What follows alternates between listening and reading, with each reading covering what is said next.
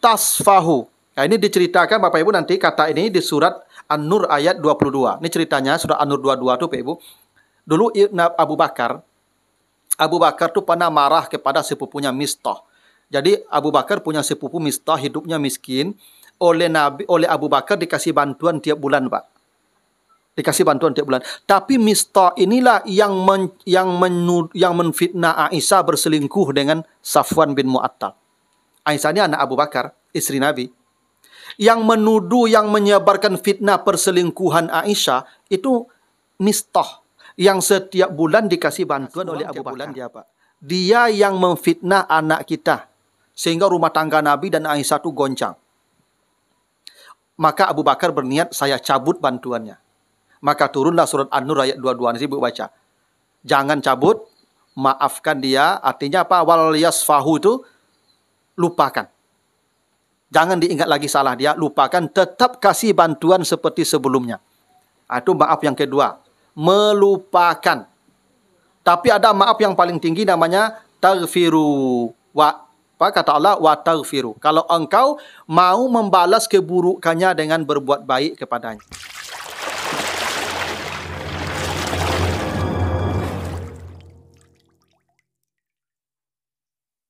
Allahu wabarakatuh.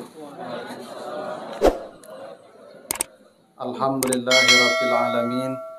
Assalatu wassalamu ala asyrafil anbiya'i wal mursalin wa ala alihi wa ashabihi ajmain.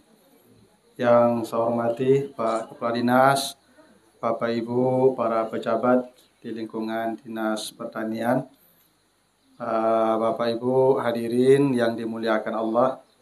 Segala puji bagi Allah atas segala karunia-Nya. Alhamdulillah pada pagi hari ini kita dikumpulkan Allah di tempat yang penuh berkah ini dalam rangka majelis ta'lim sekaligus halal bihalal. Ya, karena kita masih dalam suasana lebaran, saya ucapkan minal aidin wal faizin, mohon maaf lahir dan batin, taqabbalallahu minni wa minna wa taqabbal ya karim. Nah, Bapak Ibu yang saya muliakan, dalam konteks halal bihalal, kan halal bihalal itu selalu kita identikan dengan silaturahim ya. Karena memang hakikat halal bihalal itu melepaskan penghalang yang menghalangi kita dengan Allah dan dengan sesama.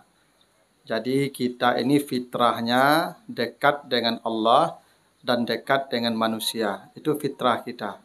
Tapi ketika kita berdosa kepada Allah, maka kita menjauh dari Allah.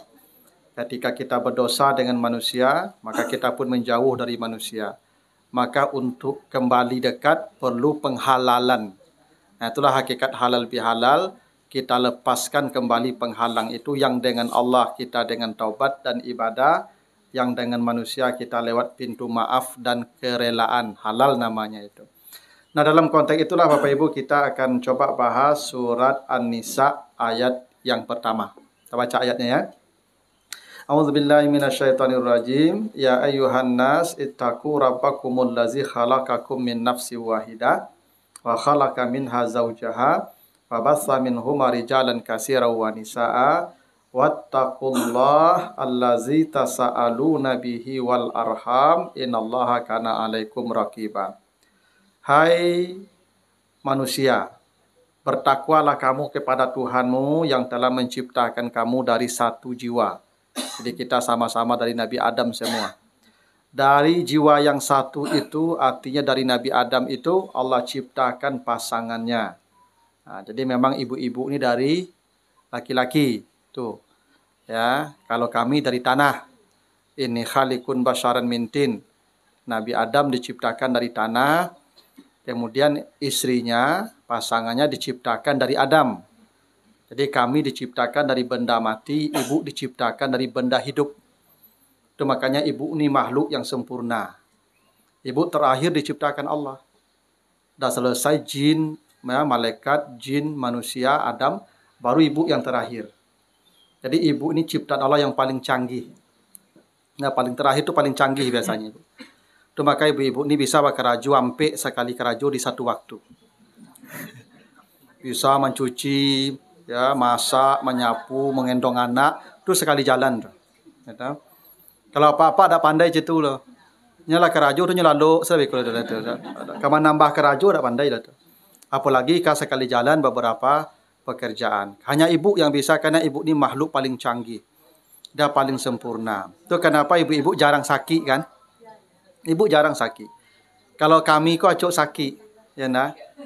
Karena kami ya paling sakit hati sih ibunya tu. Kalau sakit fisik ibu jarang. Memang jarang-jarang ibu kok sakit. Karena ibu kok diciptakan dengan kekuatan lebih. Itu makanya yang banyak itu istri merawat suami. Tapi jarang-jarang suami merawat istri. Jarangnya ibu. Yang banyak itu istri merawat suami. Ya karena memang pertama kami daya tahan tubuh kami ndak kuat. Itu maka kami acuk sakit. Maka kami flu saja, tu langsung tergolek tu mah. Ya ndak ibu. Ya flu saya baru, tu tergolek lah tu. Kalau ibu-ibu lay taluk yo berjalan lay, nyo berjalan ni mana? Itu. Lah nak taluk tagak lay baru kita golek begitu tu. Kalau apa-apa kan ndak, tu makanya ibu-ibu ndak boleh solat berjamaah kalau suaminya sakit. Ibu kalau suami ibu sedang sakit, ibu ndak boleh ke masjid. Rawat apa di rumah. Karena apa tu kalau sakit, nyo manjo ibu. Ya ndak. Apa tu flu seketiknya angek badannya kan. Ba apa tu? Tak minta pacik-pacik langsung nak. Begitulah apa-apa tu ibu. Kalau nyo sakit, nyo minta sesuatu ibu. Tu terlambat ibu. Perangnya ndak. Ya tu. Misalnya nyo damam tu nyo, bu minta minumnya. Ibu tu mungkin kok mencuci di belakang tu ibu serasian mencuci. Itulah 5 minit baru tiba ibu buat minum. Kecap apa? Ndak paguno ni kau lihat. Itu makanya ibu-ibu kalau sakit suaminya bisa kan ibu dan kadang galak tu yakin ambo cetu. Ya. Itu makanya ibu-ibu kalau suami ibu sakit, ibu dak usah ke masjid. Ibu tunggu ya Pak tu sampai sehat atau sampai painya kan. Ya kalau painya ke masjid lah itu. Nah begitu aturannya ibu. Kalau ibu-ibu ndak, ibu kalau sakit tak perlu dirawat. Ibu ndak manjul. Ya, ibu kalau sakit lah taluk tagak lah ibu bergolek saya tu tanya dia apa? Tu bu damam. Calik-calik dia apa tu? Seketiknya macam seketik je apa ibu padahal kawan lah payah kau. Tu karena ibu-ibu tu ibu-ibu tu memang daya tahan tubuhnya kuat tu makanya coba mana yang banyak nenek-nenek pada kakek-kakek di dunia ibu. Banyak nenek-nenek ibu. Kakek-kakek nak barah. Karena memang laki-laki tu umurnya 60 tu lebih mati tu. Kalau produksi ibu-ibu sampai 80 kan ya enggak? Ya tu. Sampai 80, 85. Kalau apa-apa kau paling 60 tu lah jarang tu. Lebih mati tu 60, 55, 56. Kami kau mati kau daya tahan tubuh memang enggak sekuat ibu-ibu karena kami lulusan Sampurna diciptakan dari benda mati. Nah mati capek kau pengaruh perangai ibu iyo jo bagai itu kan. Jadi mikir perangai ibu tu kadang-kadang kami tu capek mati. Jadi kami tekanan hidup kami kok barik ibu. Ya tu. Itu ya. Nah, jadi itu kenapa ibu-ibu ni makhluk paling kuat. Karena dia diciptakan dari yang hidup, dari Adam. Itu kenapa ibu ni ciptaan Allah yang paling indah. Ya, maka perempuan disebut perhiasan. Ya. Dunia itu kata Allah perhiasan, kata Nabi perhiasan ya. Sebaik-baik perhiasan, tidak ada perhiasan yang paling baik kecuali perempuan ya. Makanya zuyyina linnas hubus syahwat minan nisa. Ya, itu perempuan dijadikan Allah perhiasan. Itu maka perempuan bahasa Al-Qur'annya mar'ah. Mar'ah itu perempuan. Kalau cermin bahasa Arabnya mir'ah. Mirror ya, mirror. Jadi bahasa Arab tuh Ibu. Jadi mir'ah itu cermin, perempuan itu mar'ah. Jadi mar'ah itu artinya tempat melihat. Mir'ah itu alat melihat. Nah, jadi mar'ah dan mir'ah itu satu. Di mana ada perempuan, di situ ada kacau saja lah. Selalu tuh di mana ada perempuan pasti ada cermin di situ. Bu ibu-ibu kok pantangnya mencalik camin. Ya tuh, nyasa dampak caminnya pasti mencalik ke situ. Leka jadi kacau atau tagaknya calik ke situ. Karena memang dia perhiasan. Makanya ibu-ibu kalau lewat, ada hadis sahih ya, perempuan kalau lewat, laki-laki sedang salat, lewat perempuan. Lewat dua ya. Pertama anjing hitam, dua perempuan. Laki-laki salat, maka batal salatnya, ulangi kata Nabi. Jadi kalau memang laki-laki salat ini laki-laki perempuan tak. Laki-laki salat lewat anjing hitam, ulangi salatnya, batal. Lewat perempuan, ulangi salatnya, batal. Lewat, betul. Di depan laki-laki. Ibu tak boleh lewat depan laki-laki. Ya, yang tak pakai sutra ya. Nah, sahabat mana bertanya itu Rasulullah, bah kok wawau hitam kok lalu bah kok batal salat awak? Kata Nabi itu setan yang lewat. Setan.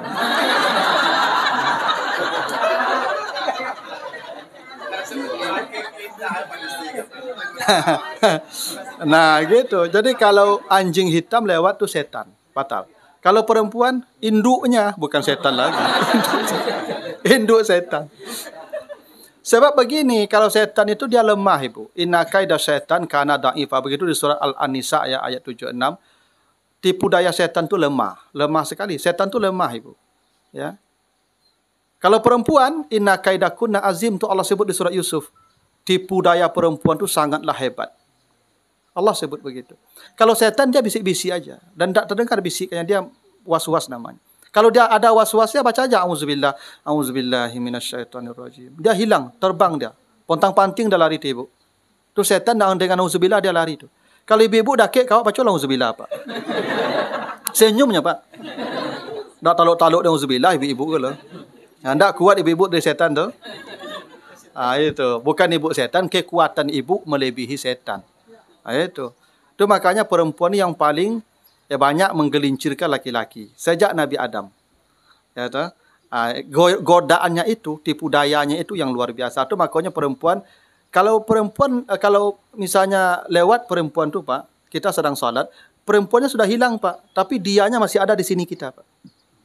Itu makanya perempuan tu tidak boleh jadi imam. Ya, kalau perempuan jadi imam Pak, jamaah belakang dah rukuk-rukuk je lah Pak. Itu alasannya itu Pak. Cuma tagak saya menjadi imam itu tadi Pak. Apalagi imamnya yang kinclong, yang apa. Itu makanya kalau berceramah, ustazah tidak boleh berceramah di mimbar. Saya tidak membolehkan. Ya, walaupun mungkin sebagai mungkin, tapi tidak saya. Kalau laki-laki begini, perempuan tidak bisa berceramah di sini. Kalau berceramah dia di sana, di depan ibu-ibu, jadi laki-laki dengar suaranya saja. Itu pun saya kira masih bermasalah. Karena ustazah yang berceramah di depan, apa ya yang mendengar ceramah duduk mereka, apa kok tak mendengar ceramahnya lagi. Mencari ustazah tu saya sampai sudah. Lagi ustazah kok kinclongnya kan, ya glowing kan. Tapi kecuali kalau ustazah kau lah tua. Kalau ustazah lapuk nak ba, ibu. Ceramah lah di muka apa-apa. Ya apa-apa aku nyolah mandai macam tu mana aku tu. Ya ta. Makanya ibu-ibu kalau nanti ibu baca di surat An-Nur ayat 60 ya. Apa kata Allah wal qawaid ya minan nisa allati la yarjuna nikahan fala junaha alaihinna ayyadna siyabahunna. Perempuan-perempuan yang sudah tidak lagi membutuhkan laki-laki, maksudnya sudah menopause, dah berhenti haidnya dan dia tidak butuh lagi laki-laki dan pengertian tidak ada lagi hasratnya ke lawan jenis, maka perempuan itu boleh membuka auratnya. Allah sebut ayat itu. Nanti baca di surah An-Nur ayat 60 itu. Jadi ibu-ibu yang sudah usianya 55 tahun, 60 tahun, itu buka saja jilbabnya, tidak apa-apa. Buka jilbabnya, ibu-ibu yang lah 60 tu pergi ke pasar pakai rok mini paylah. Jadi nenek-nenek tu pakai rok mini ke pasar ada apa? Ya, ada yang nuo itu kan. Kenapa? Karena tidak ada masalah lagi kan. Justru nenek pakai rok mini tu orang lari tu jadinya tu.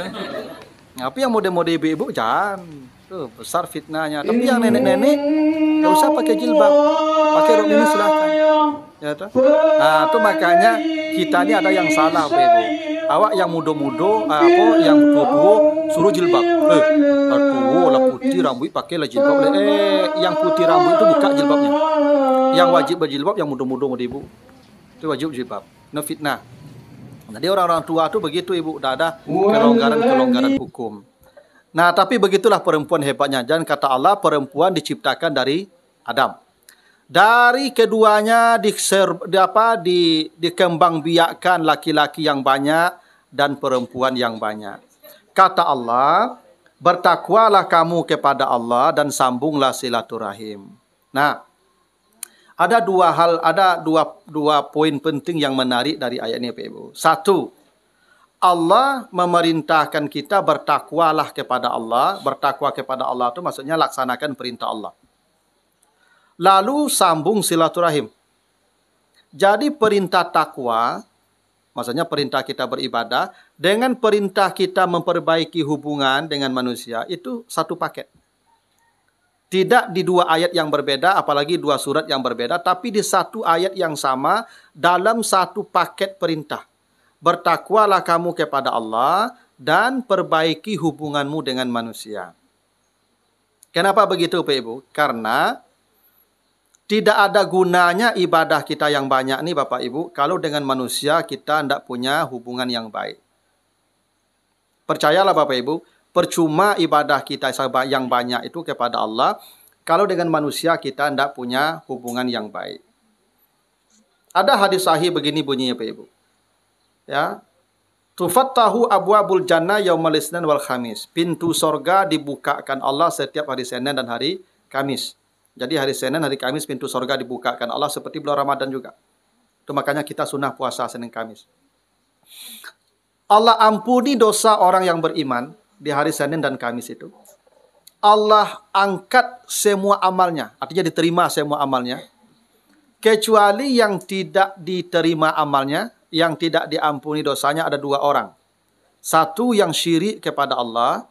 Dua, allazi bainahu wa baina akhihi syahna, orang yang tidak menegur saudaranya di hari itu. Jadi kalau Bapak Ibu tidak menegur orang hari Senin atau hari Kamis, maka amal Bapak Ibu terhenti. Tidak akan diangkat ke langit. Itu yang saya katakan tadi. Tidak ada gunanya ibadah Bapak Ibu yang banyak kalau dengan manusia hubungannya tidak baik. Karena ibadah itu tidak akan diangkat oleh para malaikat ke langit. Tertahan. Tidak akan diterima Allah lagi itu. Itu kenapa Bapak Ibu hari Senin, hari Kamis itu wajib damai. Kan kata Nabi begitu. La yahillu lil mar'i ayyahjura akhahu fauqa salasi layalin. Haram seseorang tidak menegur saudaranya lebih dari 3 hari. Ibu bapak kalau kecewa, sakit hati, tersinggung, marah, boleh diam selama 3 hari. Hari Kamis dan hari Senin itu hari wajib berdamai. Dengan siapapun. Ibu kalau marah kepada suami, mungkin bertengkar hebat, hari Kamis malam itu damai. Ya, Kamis pagi bisa aja Pak, terserah lah. Pokoknya hari Kamis, minimal malam itu Pak. Ya paling lambat Kamis malam Pak. Tapi sudah bisa mulai dari Kamis pagi. Nah, tuh. Kamis itu hari berdamai itu. Jumat bertengkar lo balik, ada lo Jumat, Sabtu, Minggu, Senin damai lo balik. Nah, kau ada bertengkar kerajo di hari ya coba lah ada wala. Ya keluarga sakinah itu bukan keluarga yang antuk-antuk sih Ibu. Ibu jangan salah paham ya. Keluarga sakinah itu keluarga dan bayu-yu sih. Dari menikah sampai mati cupin-ipin sih berduanya. Kata cia mengecek, cia mengecek betul. Nah, cia jangan betul. Kalau ada orang cia itu dari menikah sampai mati itu udah orang lah tuh Ibu. Malaikat tuh. Keluarga sakinah itu bertangkai Ibu. Bertangkai. Ya berlayar ombak gadang itu. Tapi pesawat kapal itu enggak tenggelam, enggak terbalik. Itu keluarga sakinah tetap sampai di pulau. Jadi Ibu kira, rancak dapat suami ustaz nak. Batu pasti antuk-antuk serumah. Asalah Ibu tuh. Kami mengkerek kayu saya dak rumahnya Ibu. Yang bertangkau, cakap ya Ibu. Cuman neng kapal kok ndak oleng, ndak tenggelamnya lah. Itu yang sakinah namanya itu. Jadi kalau ada suami istri bertangkar lah, tapi Kamis damai. Jumat kau bertangkar, Senin damai. Ndak boleh lebih 3 hari. Apalagi ibu-ibu ndak boleh lebih, jangankan 3 hari, 1 hari pun ibu ndak boleh lebih. Yang khusus ibu-ibu begitu. Karena ibu kata Nabi, kalau ada perempuan tidur di malam hari, ya dia tidur di malam hari, lalu suaminya marah, dia tidur di malam hari, maka dilaknat malaikat perempuan sampai pagi. Artinya ibu itu tidak boleh lebih 3 hari. Kalau apa boleh 3 hari. Kalau ibu, kan tidak ibu protes langsung. Ya kalau apa berang ibu budinya tidak menegur ibu sampai hari Kamis. Kalau ibu tidak, semalam saja menjelang lalu selesaikanlah. Kok mati ibu malam itu dilaknat malaikat. Nah, itu aturannya begitu Ibu. Kan ibu-ibu agak bari aturannya memang. Kan ibu bawahan tuh. Atasan bisa enggak berang ke bawahan? Bisa. Bawahan bisa enggak berang ke atasan? Enggak bisa Ibu. Iya bisa tapi cobalah berang ke Pak Kadis kok ya. Enggak tuh. Kalau Pak Kadis bisa enggak berang-berang marabu-rabunya di luar dia? Bisa. Begitulah di rumah tangga itu. Ya, jadi ibu sebagai bawahan, batas ibu marah tuh sehari saja. Itu aturannya Ibu ya. Itu kalau ibu ingin selamat. Kalau ibu ingin kok mati ibu beko, tidak selamat ibu loh.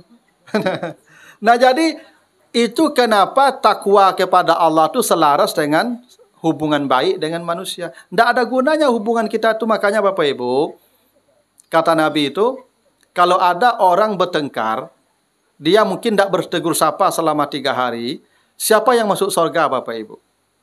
Yang masuk surga siapa kata Nabi?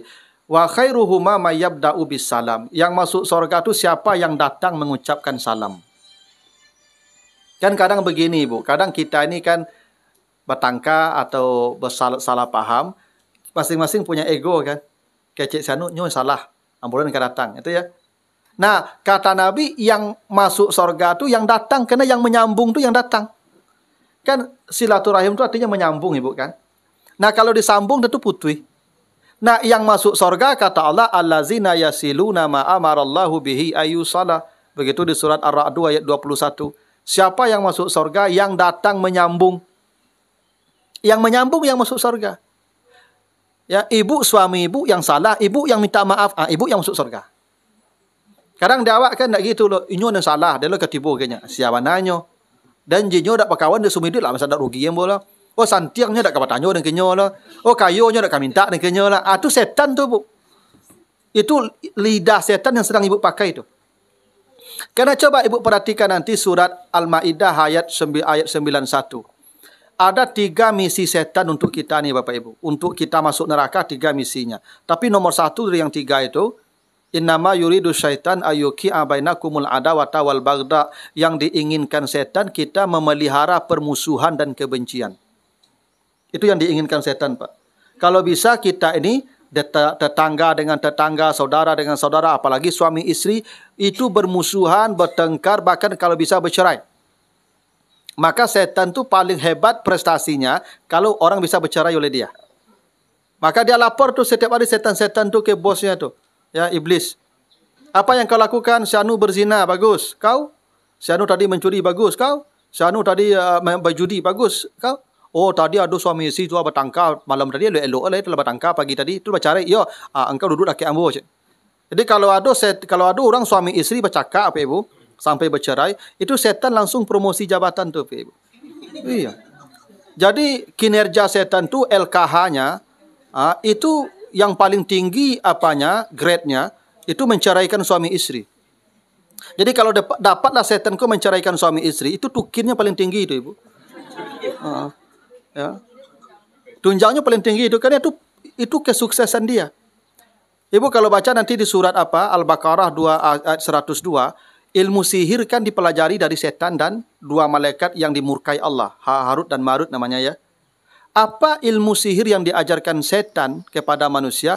Ma yufarriqu bainal mar'i wa zaujihi. Ilmu memisahkan antara suami dan istri. Jadi memisahkan suami dan istri ini misi setan Ibu. Dan kalau ada yang berpisah suami istri bercerai, hidup dia, setan paling bahagia. Kenapa? Kata Nabi yang paling dimurkai Allah di muka bumi ini perkara halal perceraian. Kalau ada perkara halal yang paling dimurkai Allah, halal tapi dimurkai Allah, itu bercerai. Itu maka sering-sering saya nasihati ibu-ibu itu. Ibu, kalau ibu dapat suami mohon maaf tidak ideal. Mungkin nyo pamberang ke ibu, mungkin nyo kasar ke ibu. Ibu berusahalah menahan diri. Sabar aja lah ibu, tahan-tahan je lah. Itu. Nyo ndak lolos kalamo lah itu, paling kalau lah 50 paling 10 tahun nyereng-nyerengil itu. Itu payah lah itu mah. Itu. Kalau ibu minta cerai, kan kata Nabi begitu. Perempuan mana saja yang minta cerai pada suaminya, haram mencium aroma sorga. Bukan masuk sorga haram ibu. Faharamun alaiha raihatul jannah. Diharamkan Allah mencium aroma sorga. Yang aroma sorga itu tercium dari jarak tempuh 40 tahun perjalanan. Perempuan yang minta cerai, jangankan masuk sorga, mencium itu pun dari jarak 40 tahun itu tak boleh. Itu makanya ibu tak usah, kadang-kadang begini ibu, banyak orang sekarang minta cerai kepada suaminya gara-gara dia tak merasa sudah kuat. Saya pernah baca sebuah penelitian di suatu tempat di kota, salah satu kota besar di Pulau Jawa, Pak Ibu. Ternyata di pengadilan agama di sana itu 85% tuntutan cerai datang dari perempuan sekarang. Dan ternyata yang paling banyak minta cerai itu perempuan karir yang sudah punya penghasilan. Dan yang paling banyak ternyata guru-guru yang sudah sertifikasi. Ternyata sertifikasi kok kadang pengaruhnya ke perceraian, Ibu. Kadang perempuan sudah merasa dia tidak butuh lagi suaminya. Pailah udah ada bisa mursidin surang. Itu bahasanya tuh, Ibu. Kalau ada ibu begitu, haram mencium aroma sorga. Itu ya. Maka ibu sabar sajalah, tahan-tahan. Tidak apa-apa. Tidak usah menyasar, Ibu. Dan menyasar, tidak tahu udah mau dekul luancak dan disanung dulu itu. Jangan, Ibu. Ya, Ibu terima salah itu. Ya. Kadang ibu belum seberapa dengan istri Fir'aun. Ya, istri Fir'aun tuh malang Pak Ibu dapat suami Fir'aun, tapi paling beruntung. Karena dapat suami Fir'aun itulah dia masuk surga paling dulu dan melihat surga paling dulu ketika di dunia. Andai dia tidak dapat suami Fir'aun, belum tentu dapat fasilitas yang begitu.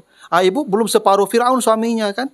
Ya, paling nyerengi itu ibu baca saya doa istri Fir'aun tuh. Ya, tuh. Mudah-mudahan ya kan sadar loh tuh. Ya, tuh. Nah, itu Ibu ya. Jadi yang masuk surga tuh yang menyambungnya Ibu, yang datang minta maaf. Kadang ada ibu-ibu nih, inyo salah. Itu datang orang yang sabalah datang ke rumahnya minta maaf, Bu. Maaf ambo yo mungkin terlonsong ambo. Yo sama-sama. Tuh Pak Ibu kok kakadai yang salah tadi. Mengotalo di kadai itu si anu tuh datang yuk kadai minta maaf jadinya. Dak tantunya siapa berlawan nanya. Yo tuduh yo dan jadinya. Padahal yang masuk surga yang datang tadi itu Ibu, ya, tidak yang menanti di rumah lang. Ibu, kalau ada suami Ibu salah, Ibu yang minta maaf, Ibu yang masuk surga. Ya, nyonya salah. Ayo dah mungkin yo ambo salah tadi dah, mohon maaf lah ambo di. Itu. Cuman Ibu kan tidak pernah minta maaf. Lai. Ya, Ibu ni jarang minta maaf, Pak. Jarang. Inyo kalau tersinggungnya Pak, nyo mengambuk seledo Pak. Tidak tahu ibu-ibu risiko mungkin tidak begitu. Ibu yang minta maaf walaupun ibu yang menurut ibu benar. Yang masuk surga yang datang menyambung yang mengucapkan salam. Kadang-kadang do jamaah aku, Ustaz, ambo lambuluan tangan ambo Ustaz salam jenyo tapi nyo melak tadi tangannya Ustaz. Ambo dak perlu banal lah panik lambo itu. Ya ndak Ibu? Ambo lambo sapu Ustaz tapi nyo malengah panjang dan lo perlu siawan alonyo. Itu ndak boleh tu Ibu. Ya toh? Ibu begitu tuh. Ya apa-apa ada cik-cik, tapi yang banyak ibu-ibu perangai model itu tuh. Nah, itu kenapa perintah takwa dan silaturahim itu satu paket. Yang kedua yang menariknya begini. Perintah silaturahim itu tanpa perintah sambung. Ada kata kerja yang dibuang di situ, silu. Sambunglah silaturahim, tapi sambungnya dibuang Allah, tinggal objeknya saja wal arham. Padahal ada kata kerja di situ, sambunglah silaturahim. Yang ada silaturahimnya saja. Sambungnya dibuang. Perintahnya dibuang. Kenapa dibuang Allah Bapak Ibu? Ada pesan. Apa pesannya? Menyambung hubungan, memperbaiki relasi, memperbanyak kawan. Itu kebutuhan kita. Karena itu kebutuhan, kita tidak perlu disuruh-suruh. Ibu perlu tidak disuruh-suruh makan? Tidak perlu. Ibu butuh makan, ya makan. Kita berkawan kok kebutuhan Pak Ibu. Itu kenapa coba Ibu perhatikan nanti surat Wahyu yang pertama turun surat Al-Alaq ya. Iqra bismi rabbikal ladzi khalaq khalaqal insana min 'alaq. Jadi wahyu yang pertama itu Ibu bukan perintah salat, bukan perintah puasa, zakat, haji bukan. Allah ingatkan kita dari asal kejadian kita dari alaq. Alaq itu khalaqal insana min 'alaq, yang menciptakan manusia dari alaq. Alaq itu bukalah kamus nanti artinya sesuatu yang tergantung. Ain lam, kaf itu artinya yang tergantung. Konon katanya, saya tidak tahu persis, mungkin Bapak Ibu paham, ya karena ilmunya dekat mungkin. Itu pertemuan sel sperma dan telur, itu zigot itu menempel di rahim seperti lintah. Menempel itu bahasa Arabnya alak. Jadi alak itu bukan segumpal darah. Alak itu sifat yang menempel. Kenapa Allah ingatkan kita bahwa kita diciptakan dari alak? Allah ingin ingatkan bahwa engkau makhluk yang sifatnya tergantung kepada yang lain. Sejak kamu diciptakan, hidupmu tergantung pada orang. Coba, Ibu lahir, kita lahir, orang membantu kan? Ada yang bisa mandi langsung habis lahir tuh? Tidak. Ibu mati, dibantu orang masuk lahat kan? Ada yang masuk ke lahat surang? Tidak. Tidak ada, Pak. Semua kita dibantu orang. Bapak Ibu makan, coba hitung Pak. Berapa ribu orang yang membantu kita bisa makan itu bisa ke mulut kita. Coba Bapak Ibu pekerjakan sendiri itu. Bajak sawah surang, ya kan, urus tanam surang, siangi surang, panen surang, BLR surang. minum surat. Itu alun sempat makan lah mati begitu tu. Panjang urusannya tu Pak Ibu. Panjang tuh urusannya tuh. Kini awak iyalah bara lamu Pak Ibu harus mengerajo tu. Ya tu. Kini awak tinggal makan, dak bara banyak orang bantu tu Pak Ibu. Ya ambo bisa ceramah pada kini kau Pak Ibu. Ya kan? Berapi-api ambo ceramah, kecek jamaah hebat Ustaz andanya. Kenapa ambo hebat Pak Ibu? Dia ada orang duduk undangan ceramah, ya enggak? Kok kosong masalah aku, atau ambo ceramah, nyokabe ambo orang langsung dong, ya enggak? Jadi orang stres je orang hebat kok bedanya ada orang enggak ada orang. Kalau ada orangnya hebat, enggak ada orangnya stres. Ya tak? Enggak penting orang Pak Ibu tu. Jangankan yang kadang-kadang kerajo Pak Ibu. Untuk galaknya perlu orang. Kalau ibu enggak ada orang jangan galak-galak seorang. Itu enggak sehat lah tu Pak Ibu. Galak yang sehat tu baru orang Pak. Ya kan? Kalau enggak ada orang jangan galak-galaknya Pak. Jadi begitu pentingnya manusia ko di awak Pak Ibu. Begitu pentingnya Pak Kadis ko enggak ada guna Pak Kadis iku kalau enggak ada awak risiko. Leo dilantik jadi kadis suruh surang siko. Kamanga belo surang siko Pak Ibu. Dilantik jadi kadis siko tu diagi sadonyo. Auto ambil lah, Honda ambil lah. Ya komputer ambil, laptop ambil sadonyo, AC subuh pupu sadonyo. Tapi surang sikonya. Le bahagia Pak Ibu tu. Itu butuh orang. Tu maka Pak Ibu, kita ku bahagia ndak ada orang. Semakin banyak orang semakin bahagia. Tu makanya hari raya tu bahagia ndak? Orang berpulang sadonyo berkumpul. Jadi macet-macet tu cari tu orang macet tapi bahagia orang. Ya ndak? Karena begitulah sifat kebersamaan Bapak Ibu. Semakin bersama kita semakin tinggi bahagia kita. Ibu kalaupun kayu ibu santi yang hebat tapi ibu surang saya di dunia di nyamuk ibu akan mati surang ambil tu mah. Ya tu. Begitu pentingnya orang. Karena itu kita tidak perlu disuruh menyambung hubungan dengan orang. Karena itu kebutuhan kita. Itulah kenapa Bapak Ibu manusia disebut ins ya. Wa ma khalaqtul jinna wal insa. Kenapa manusia disebut ins? Coba buka kamus. Cari kata anas. A, nun, alif, nun, sin. Artinya lembut Ibu. Manusia disebut ins karena dia lembut. Manusia kok lembut Ibu tu mau kok menangi lagi sadonya. Tidak apa Ibu? Ada enggak orang pas lahir itu medeku kurang? Oh enggak apa. Orang kalau lahirnya menangi. Menangi itu bukti lembut. Walaupun secara biologi ada ketentuan orang kalau menangi supaya kelep jantungnya terbuka. Gitu dah. Tapi secara teologi enggak. Orang menangi itu menunjukkan kelembutan dia. Kita ni makhluk yang lembut. Makanya ins namanya. Lembut. Karena memang kelembutan itu menunjukkan kita butuh orang. Ya enggak? Orang kalau lembut tandanya butuh je orang. Semakinnya butuh orang, semakin lembutnya ke orang. Apa kalau pai ke bank, dibungku pintu bank tu, selamat pagi Pak, ada yang bisa kami bantu? Ndak begitu caknya ya? Kok bisa nyangkik, Ibu nyangkik ke dalam tu mah? Ya ndak?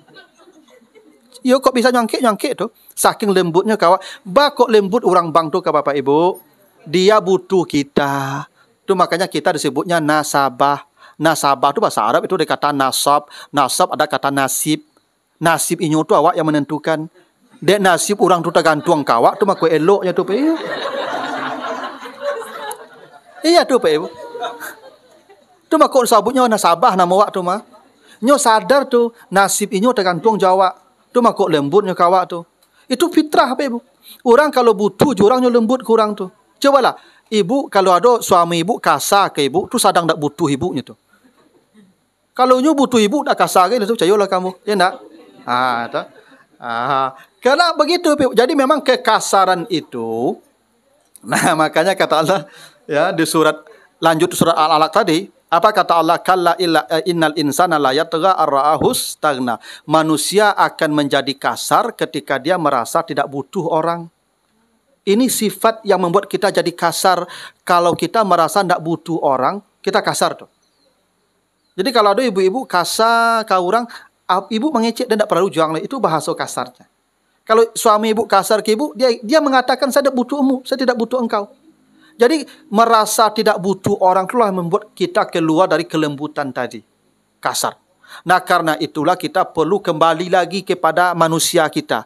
Lewat apa? Nah kalau tadi kasar orang sakit hati buat di awak artinya kembali awak datang kenyo supaya lembut balik. Awak lembutnya lembut. Itulah disebut dengan maaf namanya.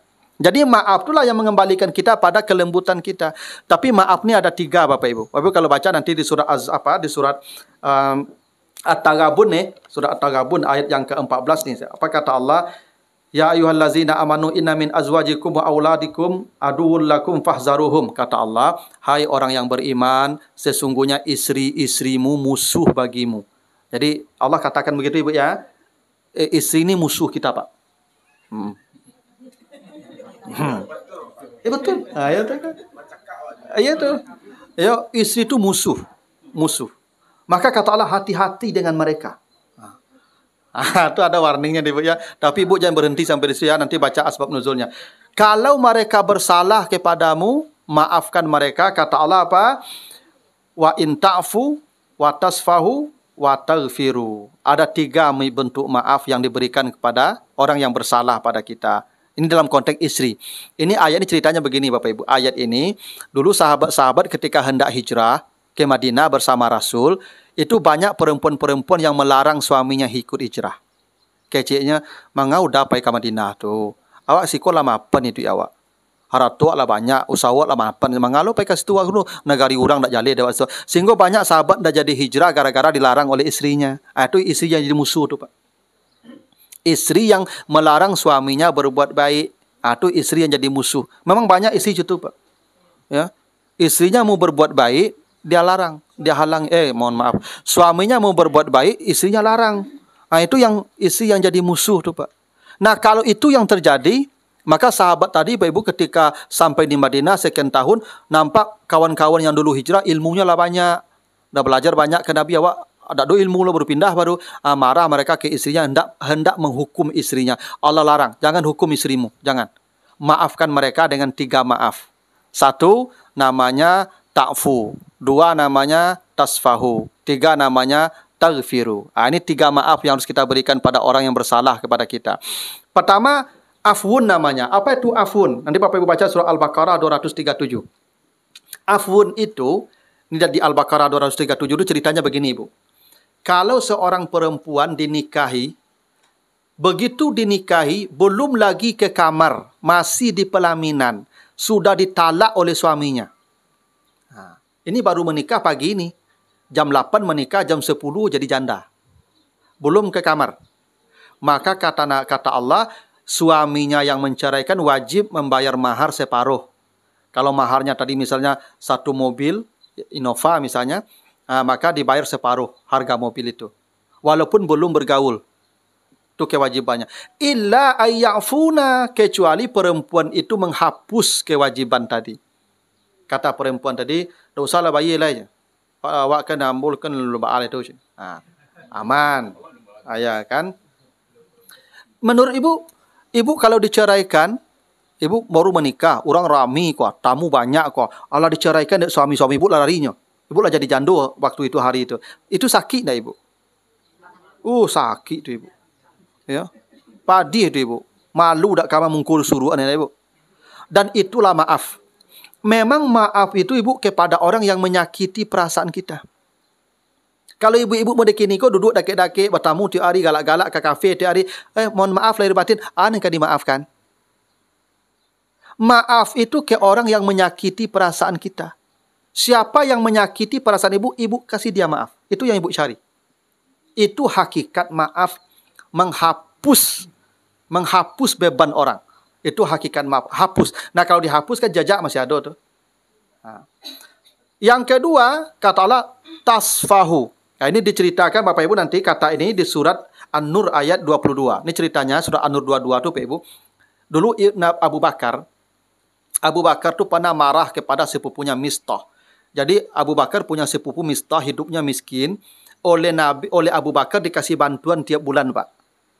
Dikasih bantuan tiap bulan. Tapi Mistah inilah yang menfitnah Aisyah berselingkuh dengan Safwan bin Mu'attal. Aisyah ini anak Abu Bakar, istri Nabi. Yang menuduh, yang menyebarkan fitnah perselingkuhan Aisyah itu Mistah. Yang setiap bulan dikasih bantuan oleh Abu Bakar. Tak padih Ibu tuh. Kita kasih uang tiap bulan dia Pak. Dia yang memfitnah anak kita. Sehingga rumah tangga Nabi dan Aisyah itu goncang. Maka Abu Bakar berniat saya cabut bantuannya. Maka turunlah surat An-Nur ayat 22. Nanti Ibu baca. Jangan cabut.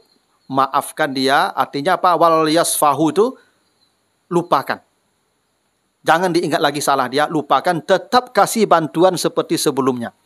Itu maaf yang kedua, melupakan. Tapi ada maaf yang paling tinggi namanya taghfiru. Apa kata Allah? Wa taghfiru. Kalau engkau mau membalas keburukannya dengan berbuat baik kepadanya. Ini maaf yang paling tinggi, Pak. Ya. Kalau ada orang berbuat salah pada kita, kita ganti salahnya dengan berbuat baik kepadanya. Inilah contohnya. Ibu bawa oto, apa bawa oto. Awak bawa oto lah menapi, lambe, nyosenggol dorang oto apa. Tu ibu. Lecet. Turunnya minta maaf. Pak, Bu, mohon maaf di dalam tampo lah talonsong kalau kani oto apa. Ada 3 maaf tu mah. Yang pertama yang paling rendah afun tadi. Iyalah Pak, ambo maafkan Pak ya. Tapi dengan oto mulai rusak ko Pak peluk ya. Itu maaf yang paling rendah.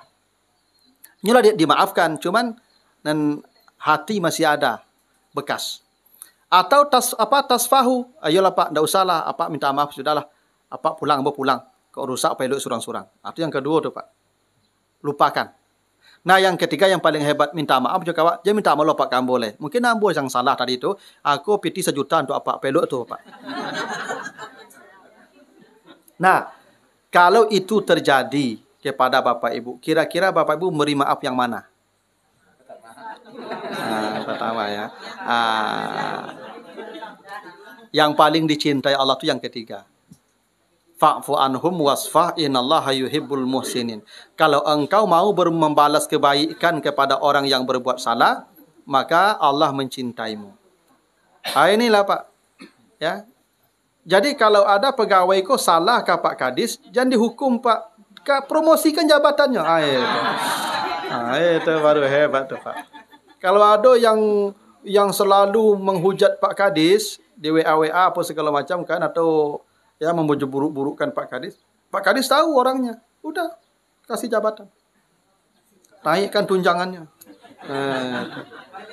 Itu yang paling hebat, maaf tuh Pak.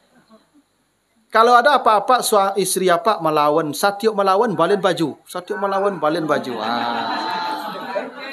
Tuh. Asa melawan tambah belanjonya. Asa melawan tambah belanjo. Itu baru maaf yang paling tinggi. Ibu cetulah. Ibu lah panik, lah payah. Onjo menyerengi ibu suami di rumah. Satiuk menyerengi buat susu. Satiuk menyerengi buat susu. Kan?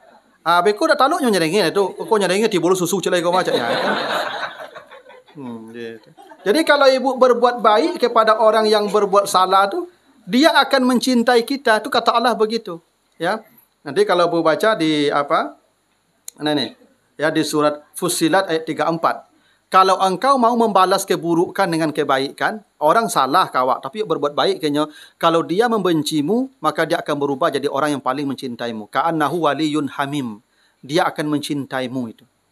Jadi Bapak Ibu jangan khawatir kalau ada orang berbuat jahat kita datangi dengan berbuat baik pada dia, dia akan mencintai kita. Saya lah, Pak, Ibu kalau melawan-lawan juga, Pak tambah piti belanjo, Pak balen baju, setiap melawan, tidak ketaluknya melawan itu Pak. Percayalah kamu Pak. Asalnya melawan itu Pak tambah pitinya. Asal melawan itu Pak balen bajunya. Itu melawan tahu. Itu nyusat, indah. Kau ada abi ibu situ setiap melawan dia lagi belanjo, tambah belanjo itu melawan itu udah orang itu Pak. Pasti dia malu tu Pak. Tak mungkin abang melawan kau dah. Boleh cukup warna eloknya kamu. Tidak betul ibu. Betul. Ni ibu ke maku ibu istiqamah melawan tu karena satu ibu menjauhi apa ada respon karihnya. Ya tak? Cubalah satu melawan nyantuk. Siapa tu nyagi ibu piti langsung 1 juta. Ibu dah bisa dah melawan itu. Apa situ lah? Satu kamu berang-berang nyubit minuman. Satu berang nyubit minuman. Kau ada ibu situ tu apa dah taluk berang itu. Sayulah kamu. Nah, itu namanya taghfaru. Menghapus atau menutup keburukan dengan kebaikan. Nah, terserahlah. Bapak mau pilih yang mana maafnya nanti itu. Ya, mau yang ta'fu, mau yang tasfahu, atau mau yang taghfiru. Sekarang Bapak Ibu coba praktekkan ya. Gitu. Makanya orang-orang tertentu tuh Bapak Ibu kalau dicuri orang hartanya, barangnya, bukan marah. Dibantunya orang nyuri itu, bawa-bawa lah. Itu Bapak Ibu. Pernah ada kejadian di kampung saya, ceritanya begitu. Jadi ada guru mengaji, sore mengaji, maja mengaji ke radionya. Kalau siang menakik gatah. Jadi gata aku setelah ditaki hari seminggu tu paknya kau dibawa ke apa orang ke belanja besok pagi mah. Menjelang hari pasar biasa di kampung ambo tu. Itu dibangkit gata aku di kan. Disusun di bak enak. Suatu kali didului orang gata aku diciluk orang. Sudah disusun di bak tu boleh diangkat dibuat apa yang punya gata tu. Tak kaju unciluk tu kelari nyo pacet dapat hejen lari yang nyangket ke kapal loko rasaki yang halal. Orang yang menciluk tu bercerita ibu. Halal. Itu yang namanya taghfiru. Ada orang berbuat salah, kita balas dengan kebaikan. Malu orang tu, Ibu. Gitu. Itu hebatnya, Ibu. Jadi kalau, tapi jangan dicuba lah, Ibu. Kau onda ambo cieknya, Ibu. Kau jalan kaki yang Ibu. Cuba lah Ustaz kalau ya. Jangan. Nah, begitulah Bapak Ibu ya. Mudah-mudahan ini ada manfaatnya. Ya, mudah-mudahan setahun ke depan ini kita menjadi lebih baik.